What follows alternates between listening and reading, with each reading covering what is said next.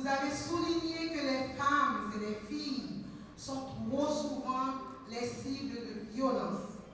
particulièrement des violences sexuelles, dans des situations de conflits armés ou d'après-conflit. Les femmes demeurent principalement vulnérables à l'insécurité. En témoignent les situations de conflit existant entre les gangs armés et rivaux dans les quartiers populaires de Martissan, Bel-Air, Village de Dieu, La Saline, etc. Nous condamnons ces actes avec la plus grande fermeté. Toutefois, vous avez identifié la violence, la criminalité, voire l'insécurité générale comme des facteurs empreints d'une certaine complexité qui handicapent diverses sphères de la vie des femmes. Votre contribution à la recherche des solutions liées à l'amélioration de la condition des vies des femmes par rapport au climat d'insécurité et de kidnapping qui sévit dans le pays est importante. Vous avez participé à ce processus de dialogue pour comprendre le vécu des femmes au niveau des départements par rapport à la situation chaotique qui prévaut dans le pays et susciter la prise de conscience collective en vue d'une réponse concertée dans le cadre du rétablissement de l'ordre sécuritaire. Vous avez formulé des propositions qui se traduisent en résolutions, des pistes de solutions pour la protection des femmes et le rétablissement de la sécurité et la paix. On doit se rappeler qu'une institution de la société civile est une organisation non gouvernementale à but non lucratif qui anime la vie publique, défend les intérêts du plus grand nombre et les valeurs partagées par leurs membres dans une perspective d'éthique culturelle, politique, scientifique et religieuse. La vision du Conseil national de la société civile haïtienne s'inscrit dans ce contexte institutionnel, souhaitant que les organisations, de quelque nature qu'elles puissent être, à travers le pays, remplissent le rôle de vecteur qui détermine les politiques publiques. Qu'elles soient de véritables échos des citoyennes et citoyens où qu'ils vivent dans le pays. Elles doivent être le catalyseur qui facilite l'intégration de chacune et chacun dans la construction du pays en veillant strictement au respect effectif des droits fondamentaux de base garantissant une existence épanouie à chacune et à chacun. L'insécurité en Haïti et surtout dans sa capitale touche toutes les couches de la société et en particulier les femmes. Elles sont affectées dans le quotidien, dans leur vie privée et familiale, dans leur vie professionnelle et dans leurs études. Les femmes et les filles haïtiennes, toutes comme les hommes, doivent pouvoir jouir de leurs droits fondamentaux comme le droit à la sécurité et le droit à la vie. La participation à la vie nationale et à la prise de décision ne peut se faire sans les femmes. Quand on parle du droit à la sécurité, les femmes doivent pouvoir s'exprimer et être entendues. Jusqu'à présent, ce sont presque exclusivement des hommes qui s'expriment dans la question de l'insécurité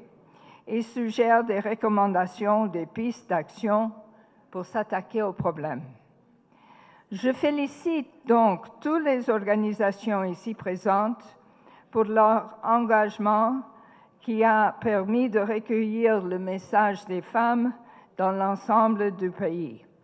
Vous avez porté ce message jusqu'ici pour que les institutions, la société civile, la presse nationale et la communauté internationale puissent l'entendre. L'article 3 de la Déclaration universelle des droits de l'homme stipule Tout individu a droit à la vie, à la liberté et à la sûreté de sa personne. Cela sous-entend que le droit à la vie et le droit à la sécurité font partie des droits fondamentaux de chaque être vivant dans une société. Le droit à la vie et à la sécurité, consacré au niveau de la Charte internationale des droits de l'homme, revêt pour les femmes une importance capitale. Permettez-moi d'adresser mes pensées aux familles des victimes du kidnapping et de l'insécurité qui sévit dans le pays. Je salue la mémoire de toutes celles et ceux qui sont tombés sous les balles assassines des gangs armés qui sèment le deuil des familles haïtiennes. Mesdames les représentantes des organisations initiatrices et partenaires de la cérémonie du jour, c'est pour moi un honneur et un plaisir de prendre la parole à ces assises destinées à la présentation et à la validation des résolutions issues des consultations départementales dans le cadre d'un dialogue interfemmes autour du droit à la vie et à la sécurité. Je souhaite avant tout remercier le CSPN pour les efforts assez remarquables consentis ces derniers temps par rapport aux réponses appropriées en vue de l'amélioration des conditions de sécurité dans les rues. Je souhaiterais aussi exprimer mon soutien aux efforts entrepris par le gouvernement pour lutter contre le phénomène d'insécurité qui tue et le kidnapping qui décapitalise les familles haïtiennes. Cette résolution a adopté puis à la Constitution en vigueur sur les droits fondamentaux. Au vu des principaux énoncés dans les instruments internationaux en matière de paix et de sécurité, notamment la résolution 1325 adoptée en 2020 par le Conseil de sécurité des Nations Unies sur la participation des femmes au processus de paix et la résolution 2250 adoptée par le Conseil de sécurité des Nations Unies en décembre 2015. Au vu du Code pénal haïtien, le Code d'instruction criminelle, la loi portant sur la création, organisation et fonctionnement de la police nationale d'Haïti, au vu de la loi de 2014 sur le blanchiment d'argent et financement du terrorisme en 2018,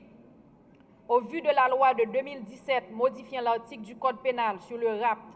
l'enlèvement, la séquestration, la prise d'otages des personnes, tout en considérant l'engagement des réseaux, plateformes, fédérations des organisations de la société civile à participer au processus de paix, de prévenir les conflits et la violence à travers des actions de sensibilisation, de réseautage, de formation et de transfert de compétences, de monitoring et de veille sur les risques de régression démocratique pour la mobilisation des citoyens et des citoyennes. En considérant la nécessité d'instaurer la paix et la sécurité durable dans le pays grâce au dialogue, à la médiation, à des consultations et à des négociations politiques visant à aplanir les divergences afin de mettre fin au climat d'insécurité et au phénomène de kidnapping. Considérant l'appui de la communauté internationale et des partenaires aux efforts pour l'établissement d'un climat de paix et de sécurité en Haïti, considérant la nécessité de mettre en œuvre au niveau national des lois et des conventions régionales et internationales sur la consolidation de la paix et la sécurité, tout en tenant compte des sacrifices multiples et multiformes consentis par plusieurs générations de femmes et d'hommes en matière de respect des droits humains, tout en tenant compte de la situation sociopolitique actuelle de notre pays, caractérisée par une propension visant à consolider les acquis démocratiques, en étant consciente de la nécessité de promouvoir la protection spécifique des droits des femmes et des filles et la prise en considération de leurs besoins, en particulier en période d'insécurité et de conflit, y compris par le signalement des actes de violence sexuelle et sexiste et par l'engagement de poursuites à l'encontre des auteurs de tels actes. Consciente que le rétablissement de la paix et la sécurité constitue un élément incontournable dans l'organisation des élections pour le renouvellement du personnel politique, convaincus que les femmes peuvent fortement contribuer au processus de dialogue devant conduire à l'instauration d'un climat de paix et de sécurité dans le pays, convaincus que, par des actions de renforcement de capacités techniques et matérielles de la PNH, de partage d'expériences, de bonnes pratiques, de dialogue et la mobilisation sociale, la situation peut s'améliorer en matière de sécurité et de paix sociale. Tout en tirant des leçons de l'implication réussie de la société civile, particulièrement des regroupements de femmes, dans les processus de paix et de cohésion sociale dans d'autres pays et chez nous plus particulièrement, désireuse d'adopter des résolutions et définir un cadre permanent de concertation et de dialogue devant nous permettre d'être interlocutrices auprès des différentes parties prenantes au processus de paix et de sécurité.